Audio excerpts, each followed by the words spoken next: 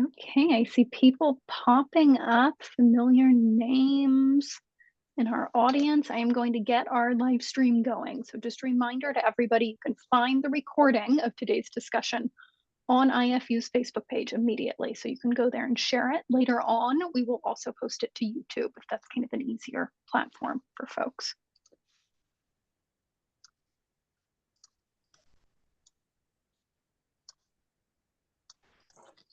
And Christina, while we're waiting, I might ask people our trivia question for today, if that's all right.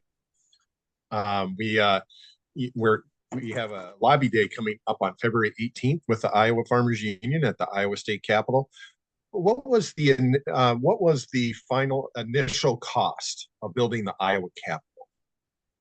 And I'll give you a clue. What was we want to know what the cost was of building the Capitol. The budget was $1.5 million. But what did the final cost come in at when it was completed? So put your guesses in the chat, everyone.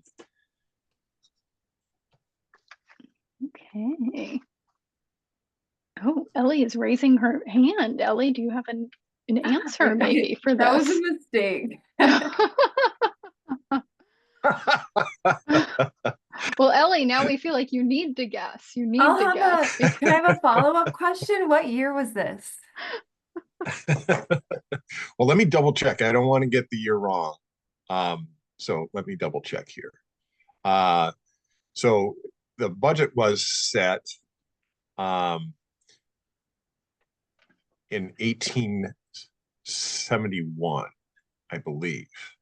The foundation was set in 1871. Yes. And it took a while to build, right? So it was by 1886, it wasn't even completed all the way. Interesting. Okay, everybody, put your guess in the chat for us here. Aaron, for the sake of time, I am all set. We're recording, we're live streaming, so I think we can get started when you're ready. I think we should do that. Thank you, everyone, for joining us. This is the Iowa Farmers Union Lunch and Learn. We are so grateful to be joined by three guests today. We are joined by Farmers Union members, Elle Gadient. She farms about 12 miles downstream from the center of our conversation in Delaware County. Welcome, Elle. Thank you for being with us. And then John Gilbert, he is joining us from Harkin County as well. And thank you, John, for being with us. We are our special guest today is Katie Garvey. She's an attorney from the Environmental Law and Policy Center, and she's representing Iowa farmers within the Iowa Farmers Union on a Swampbuster lawsuit taking place in Delaware County in Iowa. So we're really looking forward to this discussion about this very important lawsuit about Swampbuster provisions in our farm program. So we'll get to our discussion in just a moment, but we have a couple of Farmers Union announcements we wanted to remind people about. First of all, we are in the closing days of our $40,000 in 40 days fundraising campaign. The Iowa Farmers Union is full of kind, generous folks who know that it takes a real investment to make their farm organization as active and as strong as we want it to be. If you haven't had a chance to give to our fundraising campaign, please do so today. It's not too late. We're getting very close to our goal, and we are in the closing days. So it's really important that if you haven't had a chance to yet, that you make a pledge or the donation to the Iowa Farmers Union. So thank you for your participation in that effort. As we mentioned, the Iowa Farmers Union Lobby Day is taking place at the Iowa Capitol on February 18th. We are looking forward to that effort to bring our family farm-focused policy initiatives to Iowa lawmakers on February 18th. The National Farmers Union Convention is taking place March 9th through 11th, and that will be in Oklahoma City. We are looking forward to gathering there. There's lots of fantastic informational workshops and panels. We set the agenda for the National Farmers Union and the policy for the year, and we elect Farmers Union leaders. So join us March 19th through 11th in Oklahoma City. We have a good group of Iowans going to the National Farmers Union Convention. I also wanted to mention that the Iowa Farmers Union Board of Directors has an open seat for a student representative. And if you are interested in serving the Iowa Farmers Union on the board of directors as a student representative, we would really like to hear from you. You can contact me at alayman@iowafarmersunion.org. We're going to be filling that seat very, very soon. So let us know if you're interested in serving. I also wanted to let you know about a great opportunity. The College Conference on Cooperatives is made for college-age students in Minneapolis, Minnesota, where folks from around the country get together and they get to learn about cooperative principles and how cooperatives work and visit working cooperatives in the area. It's a great opportunity to learn from one another. So sign up for the College Conference on Cooperatives hosted by the National Farmers Union. With that, I want to just get to the answer of our trivia question. The initial cost of building the Iowa Capitol building was $2.9 million. It started with an initial budget of $1.5 million. $2.9 million to build the Iowa Capitol building. Remember, we're getting together to go to the Capitol building to bring our priorities to lawmakers on February 18th with the Iowa Farmers Union Lobby Day. But before we go any further, let's get started in our discussion about our efforts to protect the Swampbuster provisions in farm programs and protect Midwestern wetlands. We in the Iowa Farmers Union have clear initiatives from our members that we want to protect our natural resources and as an integral part of family farm agriculture and sustainable agriculture. And there are as a movement to invalidate the Swampbuster provisions of the 1985 Farm Bill. And we are so grateful that we have been joined in this work by Katie Garvey and the folks at the Environmental Law and Policy Center on our behalf on a very important lawsuit taking place here in Iowa. So Katie, welcome and thank you so much for your work on our behalf. And we really appreciate having this conversation today. Absolutely. Thank you all. Thanks for having me. And thank you for working with us and our other allies on this important case. So I can jump in and just give a quick overview of what the case is, where it's happening, and kind of where we are in the process of the case. So this lawsuit was started in April of 2024, so April of last year. The plaintiff filed a lawsuit against the USDA and Vilsack and a handful of other individual USDA employees. And the basic premise of the lawsuit is that Swampbuster is an unconstitutional provision. It violates people's property rights. It's supposedly an unconstitutional taking to require people to comply with the Swampbuster provisions in order to receive federal farm benefits. Now, you all probably know well enough what conservation compliance is and what Swampbuster is, but just as a quick overview, my understanding is conservation compliance generally refers to both what we have been talking about, the Swampbuster provision, as well as another provision called Sodbuster. Under Swampbuster, basically, you have to agree not to fill your wetlands and use them to grow crops. Under Sodbuster, you have to agree not to grow crops on highly erodible soils. Neither Swampbuster nor Sodbuster say anything about what else you do on your wetlands or your highly erodible soils. You could do whatever you want.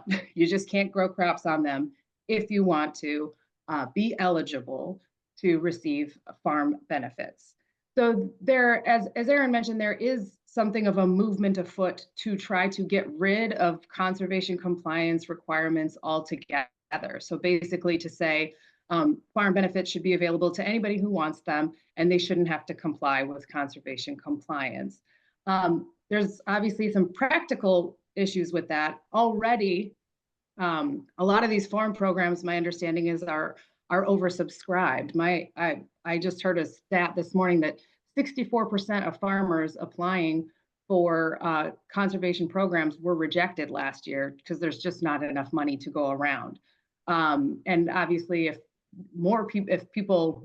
the pot gets, the pot's not getting any bigger, but if more people are allowed to go to the pot, there's going to be even less money to go around.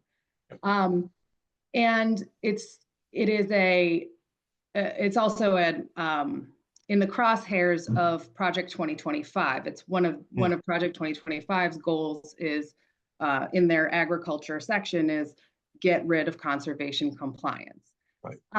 Now the lawsuit that we're talking about today only directly names Swampbuster. It really takes its beef with Swampbuster for reasons that will be obvious when I tell you a little more about the case.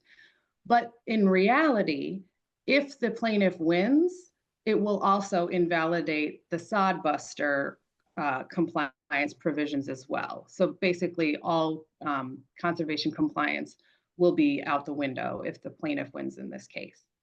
So the plaintiff is an LLC called CTM Holdings LLC. It's the managing member of it is a man named Jim Conlon. He is a retired attorney from Chicago. I am an attorney from Chicago, so I can't go bad mouthing him. But what I can say is that he's not a farmer, nor am I. But he has been buying up land in Iowa and maybe other places too, but he owns something like 1,000 acres of land across the state of Iowa, which includes this one particular farm that's about a 71-acre farm in Delaware County. It's right at the edge of town. So he bought that with the long-term purpose and goal and intent to sell it for commercial development. Like I said, it's right at the edge of town. In the meantime, when he purchased it, the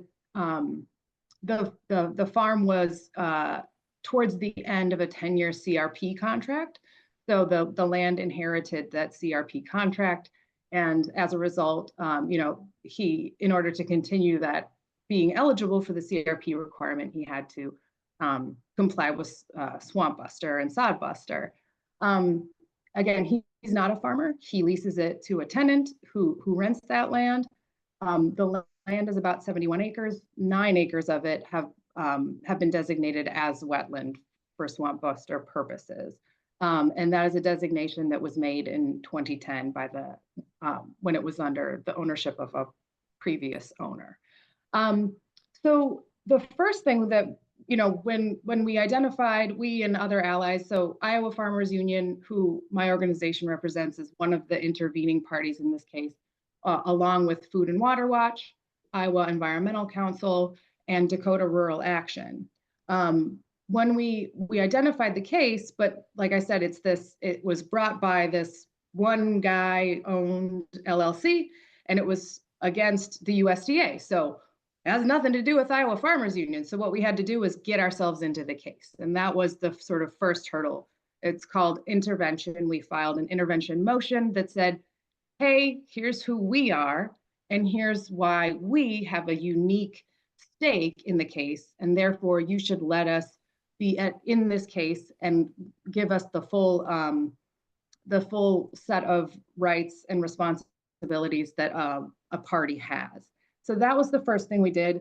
John and Elle were part of that. They submitted what are called declarations. It's basically was a document that told their story, talked about their farm, and talked about how they comply with Swampbuster and how basically the elimination of Swampbuster and Sodbuster would impact them and their lives, not just from their business perspective, but just from an environmental and a health perspective as well.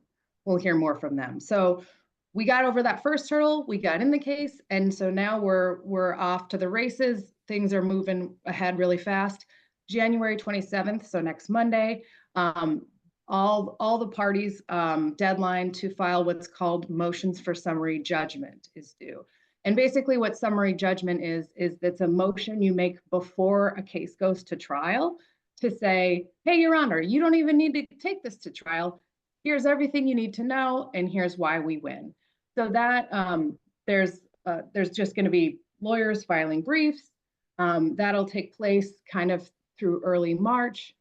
And at that point, it will be sort of in the judge's hands, and the judge will make his decision whenever he makes it. But he's probably going to make that decision sometime before June 6th, because June 6th is the current date that it is set to start a trial. So that's kind of the high level of the case and where we're at. Okay, so that's where we're at with it, and let's hear why John and Elle have decided to take a role in the case. John, just describe, first of all, introduce yourself and describe your farm in just a couple sentences, and tell us why this is so important. Well, my name is John Gilbert. We farm in Harkin County. We are along South Fork, which is a tributary of the Iowa River, and I've always said it's the 900-pound gorilla of our farm because you ignore it at your risk. And over the years, we've seen that stream change considerably as there've been more and more tile put in above us. You know, the creek comes up much faster and goes down much faster and reaches higher levels, floods more often.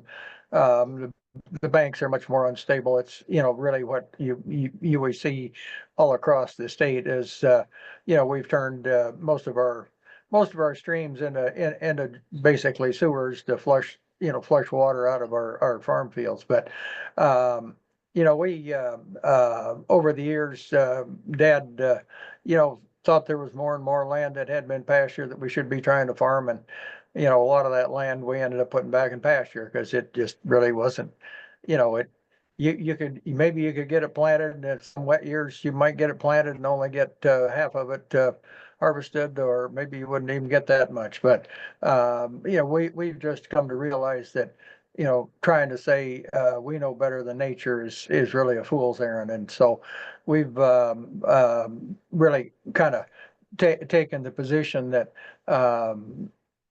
yeah, row crop's not the best use for every square foot of any farm, and that you know, it's my responsibility to find a better use for some of those acres. And so, you know, a lot of what we one time we're trying to farm, and it was challenging either because it was too erodible or too prone to flooding. We put back into rotational grazing for our livestock. So this is one of those things where we've got an opportunity, and it's easy to stand up and say we're pushing back against the bully. But I spent 14 years as a local soil commissioner, and better part of 20 years as a member of the board of our local volunteer watershed group, the South Fork Watershed Alliance. And there's two things that have stood out over those years that are really important. One is, you know, in a lot of ways, farms are like Las Vegas, but the one thing that's different is what happens on the farm doesn't stay on the farm. And they you know, so my actions affect other people. And the other is the importance of Wendell Berry's cardinal rule or golden rule of watersheds. You know, do under those downstream as you would have those upstream do under you. So, you know, those are part of the reasons we've gotten involved. Well, very good. Elle, tell us about your farm and how issues like this are important to you. Yes, hi everyone. I was really thankful. Iowa Farmers Union brought this to my attention, and I'm just about 12 miles downstream from the wetlands in question. My husband and I are in the process of purchasing, very excited, his family farm in eastern Delaware County. We will be closing in February. But over the past several months, we have been working closely with our USDA Farm Service Agency office, making sure we're eligible and applying for our participation loan, a low interest loan for beginning farmers. And one of the eligibility requirements for all of these programs is we abide by Swampbuster, Sodbuster. And I feel it's important for people to meet these eligibility requirements, so the benefits, these farm really resources they are accessible to farmers, as is purchasing farmland, which is a huge challenge right now with limited farmland access, inflated prices, with lots of farmland in the area isn't being purchased by beginning farmers like us, like the farm in question isn't owned by a farmer. My husband and I currently have crops on our highly erodible ground. We have that in permanent pasture. And then we have some other slopes that we keep in alfalfa and sell the hay locally. So we're personally invested because we are downstream from this wetland in question, and then also to represent fellow farmers like us and our Iowa community. Well, absolutely. And you know, the conversation earlier went to, you know, these are voluntary programs that have certain eligibility requirements. And we're used to that, right? A lot of farm programs are voluntary in nature, but you have to abide by the rules for those programs if you're going to be eligible for them. So that's not a new concept. What this seems to be a new concept about trying to eliminate all those eligibility requirements for voluntary programs. Is this the crux of our of the situation, Katie, that we're trying to describe to the courts? Yeah, absolutely. That's the crux of it. And Ellie's comments at the end there reminded me of something that I forgot to really focus on, which is that this is a lawsuit that is being brought by one landowner that owns one farm, and it happens to be in Iowa. But if his lawsuit succeeds, it is nationwide. Swampbuster is done nationwide. Sodbuster is done nationwide. So it really is a huge impact. And the threat to these programs, both on the legal side and maybe, you know, on the policy side, is very, very real. So from a real nuts and bolts standpoint, it's up to the U.S. government to defend this program because it is U.S. law that was being challenged here. We've had questions asked, well, now we have a different administration that's coming into power as we speak. How important is it to make sure that we see that the government actually defends this important law? Yeah, that's a really good question, and that is one of the big reasons why we, Iowa Farmers Union, and our allies thought it was really important for us to get involved. We filed these intervention papers before the election took place, but it was very much in our awareness that Donald Trump could win, and a different administration might view Swampbuster differently. In the early stages of this case, before we intervened, it was, again, just the plaintiff and the USDA, and the government seemed to be, you know, doing their best to defend the Swampbuster provisions. I'll also mention there's a separate lawsuit challenging Swampbuster that's pending in a South Dakota court. It's a little bit further along, and some of the arguments that the plaintiff is making in Iowa have already been dismissed, but there's another legal challenge sort of going on at the same time in South Dakota. And in that case too, the government seemed to be, you know, very, vigorously defending the law, but it was a real possibility that, and it still is, we don't really know how this is gonna change since the, inauguration just happened a few days ago. But in a lawsuit, the government is represented by attorneys who work for the Department of Justice. And the attorneys who work at the Department of Justice take their direction from their bosses. and their bosses are now taking their direction from the new administration. And so it's entirely possible that there might be a different set of directions to maybe not so vigorously defend Swampbuster. Who knows? But that was all the more reason why it was important for Iowa Farmers Union and our allies to get involved. We have a question that asks about the integrity of farm policy and farm programs altogether. And the question asks, how can we expect public support for good farm programs if we don't have minimal compliance for things like environmental standards? That's more of a philosophical question, but Elle and John, do you have some comments about that?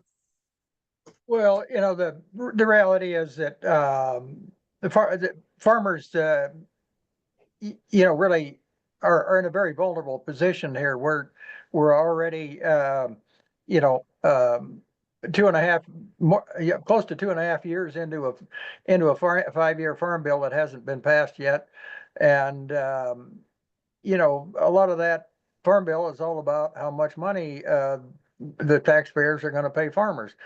And the reality is most taxpayers are easily led to believe that most people who get tax dollars don't deserve them. And so farmers are in a very vulnerable position, and to be making claims of entitlement or that, I knew that land had wetland determinations when I bought it 2 years ago, but now I think it's unfair. That's like talking with your mouth full. And the reality is, right now we've got a lot of problems in Iowa. The cancer issue is one of those that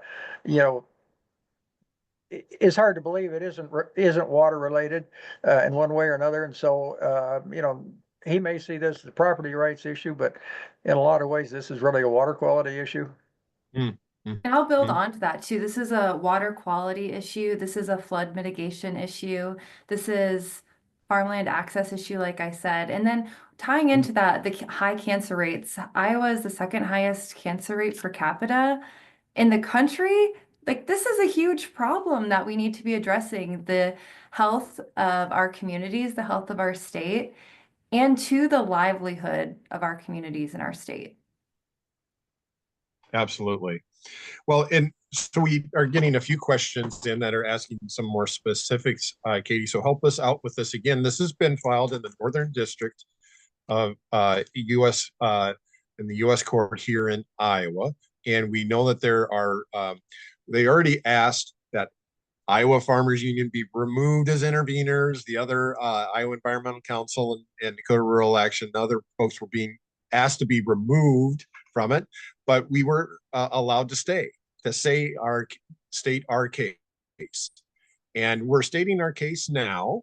And remind us again of the next steps as this moves forward and what our folks can be watching for. Yes, so now that we are fully parties in the case, we are briefing what's called a summary judgment. So basically, we'll be filing a motion on Monday. We'll be filing a motion on Monday saying, here are all the legal and factual reasons why this lawsuit is wrong and why they will lose. And we anticipate that on Monday, the plaintiff will also be filing a brief that says the opposite. Here's all the reasons why I'm right and why I should win. So there will be briefs filed on that. It will happen going through about early March, and then it will be in the judge's hands to decide. And we anticipate a ruling probably before June 6th, which is the day it's set to go to trial, if there's no ruling on summary judgment. Well, very good. We'll have to tie up our conversation, but we had a great update and a great conversation where we're going. But one last question I think that will help us tie this up a little bit, though, is it asks, is this just an environmental versus farmers question, or is this a question about what's good for the farming community? And I'll put in my 2 cents on this one. It's important that for the farm community and for farmers that Swampbuster be protected.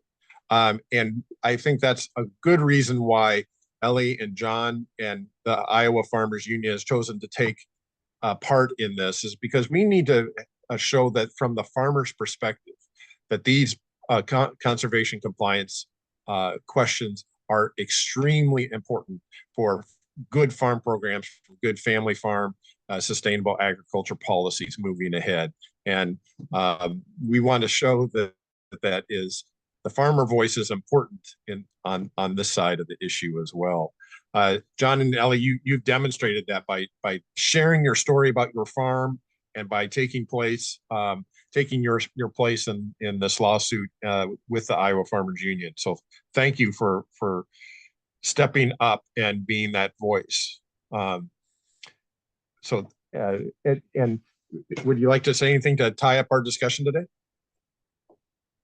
Well, I just really am proud to be, and have a small part in, the Iowa Farmers Union and everything that, that we work for, and certainly encouraged by all the other people who are joining the movement. And, I think as we watch what's happening in our country day by day, it's going to be more and more important. Yes, and just to thank you again to the Iowa Farmers Union for bringing this to our attention as a local farmer, not realizing this was going on before, and Katie and her team for representing us, representing family farmers in Iowa, Delaware County, and beyond, and really across the nation on this important issue on farm resource eligibility. And on the bright side, we've gotten to know another lawyer. Right. No one can ever know too many lawyers, right?